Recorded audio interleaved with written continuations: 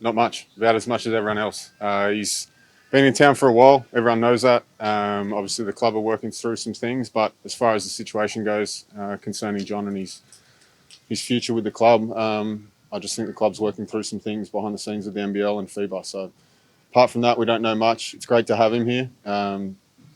Throughout all practice, we've had a defensive focus today, and that's been kind of what we've taken away from the last weekend is our defense. And to have someone like John come in and be able to do what he does and make us better offensively, but also defensively and impart some of his wisdom. It's good to have him around. Is it weird? It's strange to have Michael Goat sitting over there rehabbing his hamstring, probably wondering what's going on, and John's wondering what's going on as well in terms of all the background stuff. Is it strange for the team to have this floating around you? Yeah, no. It is what it is at the end of the day. This is professional basketball. We've got a job to do, and that's come out and play, regardless of what's happening on and off the court. John and Mike have both been great. Mike's still showing up to everything, still rehabbing.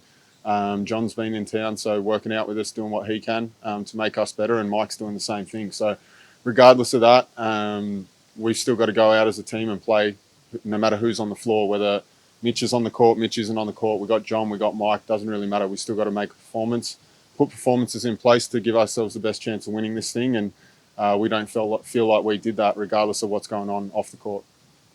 What do you guys need to do to make your defense better?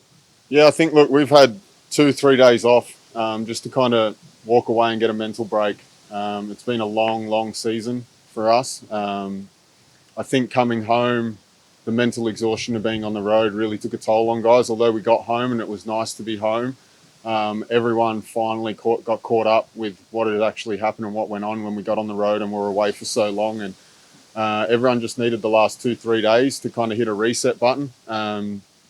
We sat down, we had a lot of film, a lot of walkthroughs this morning in trying to, pick apart some areas where we've kind of fallen away over the last week or two or even month. There were instances against New Zealand where we weren't great, but guys made plays that got us across the line. Tassie, we weren't great again, and they made plays, we didn't. And then obviously Sydney, hottest team in the league right now, came in and moved the ball, did what they want. We just weren't there. We didn't compete at the level we need to compete at, and that's kind of what we looked at, is our effort areas, and then kind of just dumbing down and treating the next few days as a mini camp to kind of fine-tune some things defensively.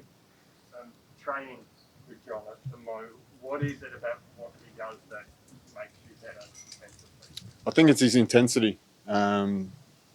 He's a big, first and foremost. Mike's a guard, so in that position we're pretty guard dominant. But having John is just a presence on the defensive end that's going to make us better offensively, but also show some of our bigs how probably they can guard different few actions. And he's one of the best bigs and defenders in EuroLeague. So to have him out here training with us, regardless of if he's going to move forward with the club or not, is a great thing for us. So just his intensity, his work ethic. Like I said, him and Mike have both been unbelievable. You couldn't ask for two better guys to go through this situation that they're in. As unfortunate as it is what it is, and we've got to move forward as a club and find a way to win a game on Monday night. Do you mind me asking how you are, and if there's anything you're prepared to tell people about the situation that you went through? Yeah, I'm good. So basically approached the club about the circumstance we were in, being back in Melbourne and just time away from family. I did all last year away from my family, and one of the commitments we made and the club were great with early in the year was getting my family over here to be back here this year. And we made that commitment, and then obviously we all got shipped east and my family was stuck here. So when all that kind of happened, the decision to move my family back home east was made. And in speaking with the club, they did everything they could to support me in being able to set things up at home so that my fiance and family were comfortable, kids were comfortable being in that situation and having me back here for the remainder of the year. And I couldn't thank Scott, Mike, all the coaches, teammates, and everyone in the office, ownership. They were great through the whole thing. The amount of messages I got from those guys just asking if everything was all right, or even just leaving me alone to be able to deal with my family stuff was great. Sorted all that out, and now I'm back, and obviously my focus now is helping this team get the team back on track and try win a championship. How much for you, like, longer term with your career,